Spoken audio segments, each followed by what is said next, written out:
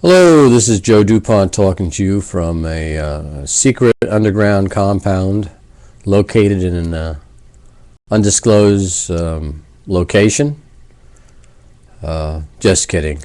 I'm in New Jersey, heading back tomorrow to PA, and I'm talking about Robert Casey and how he is just a tool of the insurance companies, of the Obama thugs. He's just one of them. He is part of the way AARP sold out the senior citizens who entrusted their lives to them.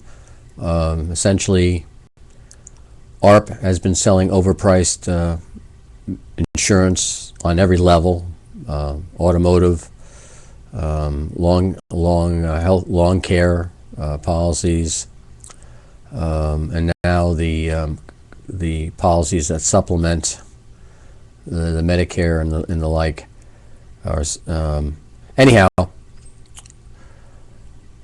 There are alternatives to AARP, and there's alternatives to Robert Casey, and there's alternatives to Barack Obama.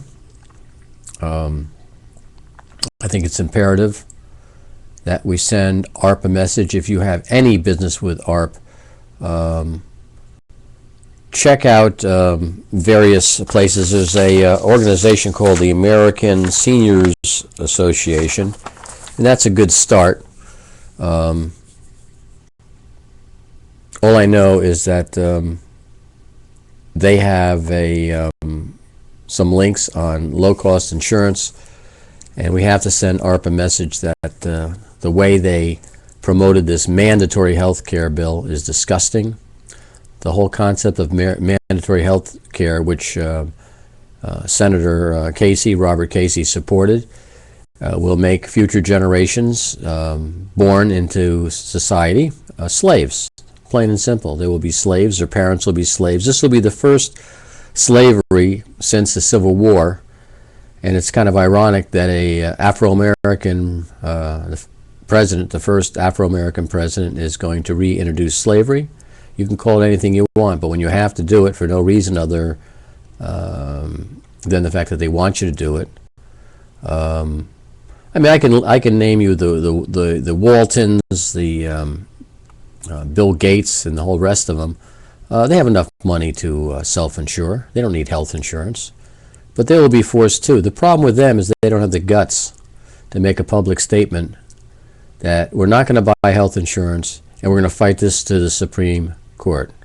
But they won't, because our country means nothing to these fat cats who, in the case of the Waltons, are a vending machine for China. And the United States goes deeper and deeper into debt and borrows more and more from China only because of the Waltons.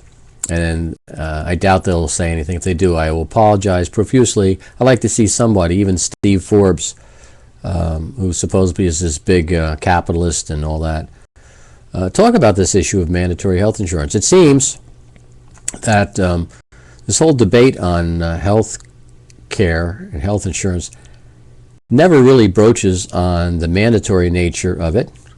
They talk about federally funded abortions. They talk about the public option. None of that really matters to a great extent more than the concept they want to force us by gunpoint to buy health insurance. If you don't buy the health insurance, they'll fine you. If you don't pay the fines, they'll put you in jail. And if you resist going to jail, they'll kill you.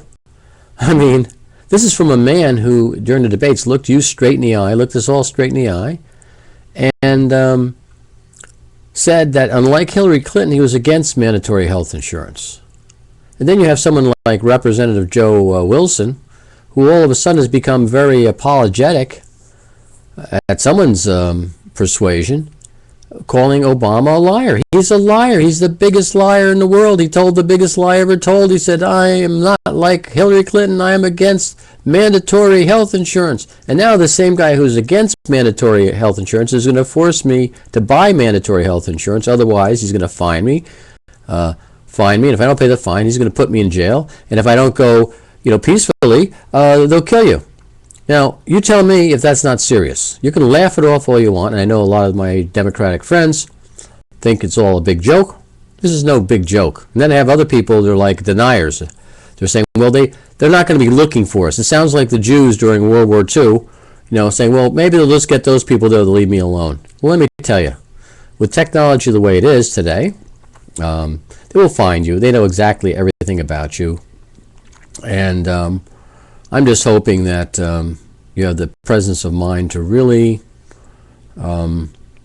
understand what's at stake here. The Constitution of the United States is at stake, and we all owe it to ourselves and future generations to call for a constitutional convention.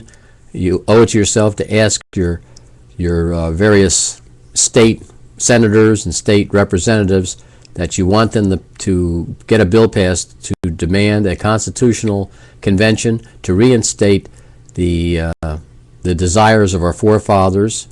Their ideas are not far-fetched. A lot of people are trying to make the case that it's no longer relevant because we have all this technology and things are different now. When you have the Supreme Court looking at laws of other countries to make a ruling on a case in front of the United States, that's treason. How else can you look at it? How else can you look at our own Supreme Court seeking outside help, outside guidance from outside the United States? They took an oath to uphold the U.S. Constitution, not the Constitution of Sweden or France or England. To me, these things are really serious. We have this eminent domain situation where the liberals on the court went along with this taking away people's property rights so that some foreign money people can come in and say, hey, I like your area. That was very smart you buying there. We're going to give you peanuts on a dollar, and we're going to build a mall there. And the justification is they can get more taxes out of the mall. That means that anybody with money can force you out of your house. They'll say, I'll build a bigger house. Now, things are really happening, and people like Senator Robert Casey are slime balls. They are total slime balls, and you mean nothing to them. Casey's standing behind this federally funded abortion thing like he really cares about the unborn. Yeah, right, like really. And I admire people who are concerned about abortion. It's a very touchy situation, and not being a person who can bear someone. My thoughts on it are really just the fact that inside that woman is a human being, and that they should, unless there's some extenuating circumstances, it shouldn't be a matter of convenience, I don't think. But it's a touchy thing. But I do know that this new bill will make those that are not aborted born into a life of slavery for the rich insurance people. That's what this is about. And if you can, knock out AARP, do everything you can to transfer your policy to another company so those SOBs don't make money out of this whole thing. They sold you out. They are not who you think they are. They're not for your interest. They just sell insurance. That's their big thing. And we should not be forced to buy insurance. It's just another product. I want to use my money to make my health better by eating better, by having healthier foods devoid of all the insecticides that they like to have us eat, all the colorants, all the artificial flavors. Ultimately, our food supply is totally tainted. And people like Robert Casey are clueless to the fact that people live in the United States we're like 40th in longevity around the world, and we spend almost twice as much as any other country on health care. So you tell me that we're going the right direction. So we're going to get more of this? We're going to get more of this? I don't want to take chemotherapy, and I don't want to deny anybody else from taking it, but I don't want to have to pay for it. I don't want to have to pay for organ transplants and stuff. We have a certain amount of time on this planet, and people have to basically be happy for every day you have, because like it or not, one of these days the lights go out, and that's the way it is. Whether there's a great reward after, I don't know. I try to live a life making it a better world. Anyhow, enough of this. Send a fax 0 to Casey, okay? fax0.com.